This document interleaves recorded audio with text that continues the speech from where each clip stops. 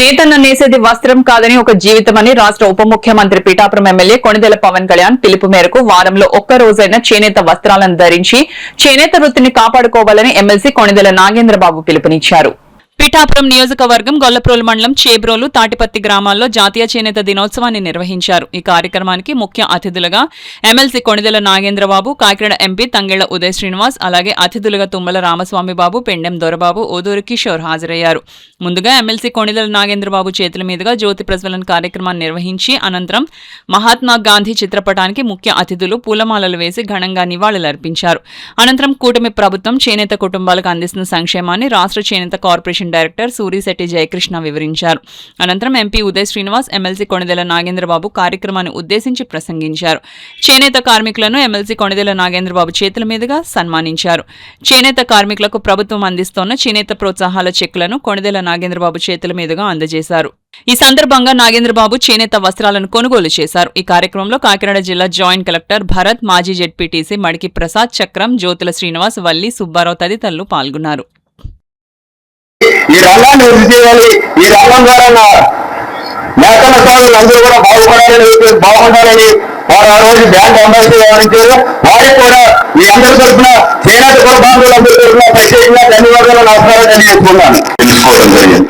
ప్రపంచంలో ఏదైనా సరే కార్ అయినా వాచ్ అయినా హ్యాండ్ మేడ్ అని చెప్పి ఎక్కువ రేట్ చేశాను. ఓన్లీ బట్టలు మాత్రమే హ్యాండ్ మేడ్ అంటే సరైన ధర రాకపోవడం నిజంగా బాధాకరమైన విషయం.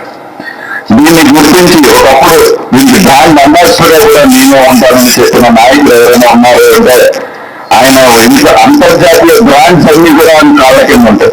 కానీ అలాంటి కాదు, నేను దీనికి బ్రాండ్ అంబాసిడర్ గా ఉంటానని చెప్పి ఈ రోజు కూడా ప్లెయిన్ నేతన్న పుట్టిన మా బట్టతోనే కుర్తా పైజామా పుట్టిన దాన్ని వేసుకుంటున్నారు మన అధినేత, అలాగే డిప్యూటీ సీఎం గారు పవన్ కళ్యాణ్ గారు. మనసులో ఎంత ప్రేమ ఉంటే అలా చేస్తారు. ప్రపంచంలో ఏ బ్రాండ్ అయినా ఆయనకి కావాలంటే రామంగా ఉంటా, కానీ ఒక చేనేత పుట్టిన వస్త్రంతోనే ఆయన బట్టలు ధరించి ఆ దాంతో ఆయన డెప్యూసీఎంలో ఎప్పుడు చూసినా ఒక సింపుల్ బట్టలతో ఉంటాయి. నిజంగా అంత పెద్ద మనసున్న నాయకుడు మన అధినేత పవన్ కళ్యాణ్ గారు. అలాగే ఆ పరిమాణ సంస్కృతికి ఊపిరి, మన వారసత్వానికి గుర్తు. నేతన్న నేస్తే ఇది వస్త్రం కాదు, తన జీవితం. అందుకే చేనేతను కాపాడటం ఒక పరిశ్రమ కాపాడటం కాదు, ఒక జాతి ఆత్మను కాపాడుకోవడం. దేశానికి అన్నం పెట్టేది రైతన్న అయితే దేశానికి వస్త్రం నేసేది నేతన్న. వ్యవసాయం తర్వాత గ్రామీణ ప్రాంతాల్లో అత్యధిక ఉపాధి కల్పిస్తున్న రంగం చేనేత. మన రాష్ట్రంలో 1,27,00,000 మంది నేతన్నల జీవితాలకు ఆధారం ఈ మగ్గం. అందుకే మగ్గం ఆగకూడదు, నేతన్న ఇంట్లో ఆకలి ఉండకూడదు. ఇదే భావనని గౌరవ ఉప ముఖ్యమంత్రి శ్రీ పవన్ కళ్యాణ్ గారు ఎన్నో సందర్భాల్లో చెప్పారు. శ్రమించే ప్రతి చేతికి గౌరవం దక్కాలని ఎప్పుడు కోరుకుంటారు. ఎన్నికల్లో ఇచ్చిన హామీని నిలబెట్టాలనే సంకల్పంతో గౌరవ ముఖ్యమంత్రి శ్రీ నారా చంద్రబాబు నాయుడు గారి నాయకత్వంలోని కూటమి ప్రభుత్వం ముందుకు సాగుతుంది. అదే నిబద్ధతతో చేనేత కుటుంబాల సంక్షేమం కోసం నేతన్న సేవలో పథకాన్ని అమలు చేస్తుంది.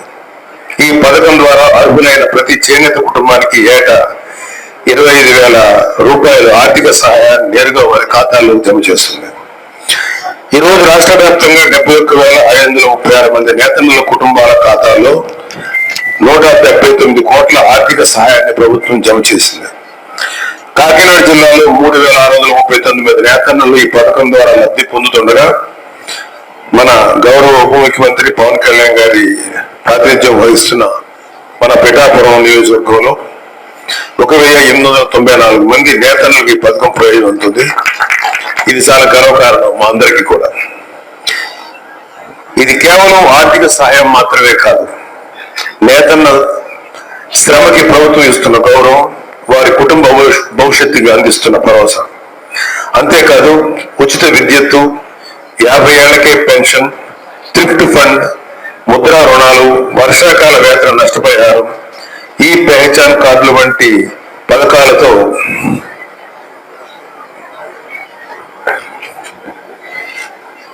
నేతలకు సామాజిక భద్రత కల్పిస్తున్నారు. మార్కెట్ మార్కెట్ విస్తరణ, నైపుణ్య శిక్షణ, ఆధునిక శిక్షణా కేంద్రాలు, కామన్ ఫెసిలిటీ సెంటర్స్ ద్వారా చేనేతను కొత్త దిశకు తీసుకెళ్తున్నాం.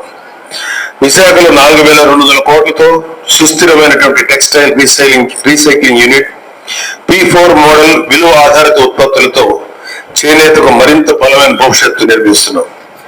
ఈ దశగా శ్రీ పవన్ కళ్యాణ్ గారు ఎప్పుడూ స్వదేశీ ఉత్పత్తులు, గ్రామీణ కళాకారుల అభివృద్ధికి ప్రాధాన్యం ఇవ్వాలని చెప్పిన ఆలోచనలకు అనుగుణంగానే మన ప్రభుత్వం ముందుకు సాగుతుంది.